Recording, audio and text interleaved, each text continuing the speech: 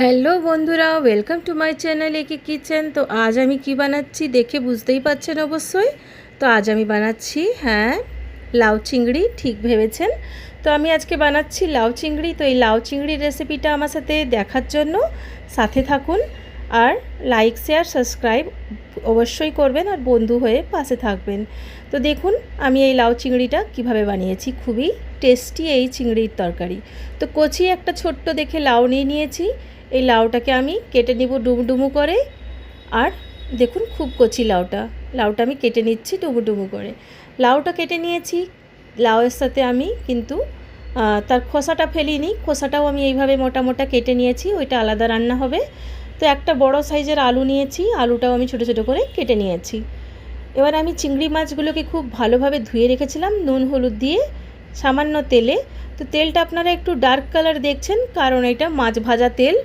তো বড় মাছ ভাজা তেলে আমি চিংড়ি মাছগুলোকে ভেজে নিচ্ছি খুব সুন্দর লাল লাল করে। দেখুন মাছগুলো নুন হলুদ দিয়ে ভাজা হয়ে গেছে, এগুলোকে আমি নামিয়ে একটা বাটিতে রেখে নেব।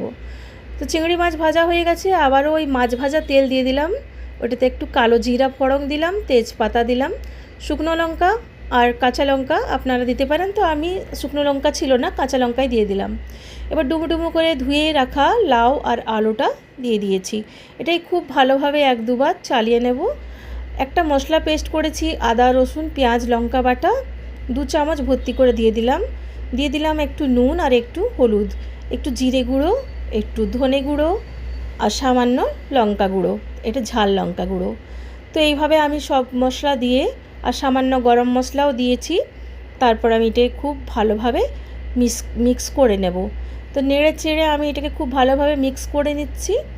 আর এইভাবে লাউয়ের থেকে খুব সুন্দর একটা জল বেরাবে, কেন কি এটা কচি লাউ। তা আমি একটু হাত ছিপকানি সামান্য জল দেব। তো দিয়ে দিলাম উপর থেকে চিংড়ি মাছটা। মশলাটা আমার নাড়াচাড়া হয়ে গেছে, ঢাকা দিয়ে দিচ্ছি। আর একটু হাত ছিপকিয়ে জল দিয়ে দিয়েছিলাম বন্ধুরা। তো দেখুন কি সুন্দর জল বেরিয়েছে। আর লাউটা আমি মাঝে মাঝে এইভাবে ঢাকা খুলে খুলে নেড়ে নিব। তো 10-15 মিনিট আমি লাউটাকে এইভাবে ঢাকা দিয়েছি, আর আবার ঢাকা খুলে পরে নেড়ে নিচ্ছিলাম। তো দেখুন এইভাবে জল বেরোচ্ছিল। আর এই জলটাতেই আমার লাউটা সেদ্ধ হয়ে যাবে, আলুটাও সেদ্ধ হয়ে যাবে, চিংড়ি মাছটাও খুব সুন্দরভাবে সেদ্ধ হয়ে যাবে। তো প্রায় সেদ্ধ হয়ে গেছে সব কিছু, আর জলটাও এবার শুকনো শুকনো খুব ভালোভাবে হয়ে গেছে। মশলাটাও এইভাবে কষানো হয়ে গেল। তো কাঁচা মশলাকে আমি কষিয়েছি একবারেই লাউয়ের সাথে আলুর সাথে, আলাদা করে মশলাটা কষাইনি। তাতে এই লাউয়ের তরকারিটা খুবই সুস্বাদু হবে বন্ধুরা, কারণ লাউটা খুব কচি মিষ্টি লাউ, আর মশলাটা আমরা বেশি দিইনি। লাউয়ের তরকারিতে সবসময় মশলা কম দিতে হয়, কম দিলে লাউয়ের তরকারির ফ্লেভারটা খুব ভালোভাবে আসে। তো দেখুন আমি একটা আলু এরকম আপনাদেরকে দেখিয়ে দিচ্ছি, খুব সুন্দরভাবে সেদ্ধ হয়ে গেছে। এবার আমি রান্নাটা একবারই কমপ্লিট, বন্ধ করে দেবো গ্যাস। তো আমার শুকনো শুকনোও হয়ে গেছে। আপনারা যেভাবে শুকনো করতে চান, একটু বেশি শুকনো, একটু কম শুকনো বা একটু রস রস রাখতে চান, সেভাবে গ্যাসটা বন্ধ করবেন। আমার মোটামুটি এটা খুব ভালোভাবে হয়ে গেছে, আমি এরকমই চাই।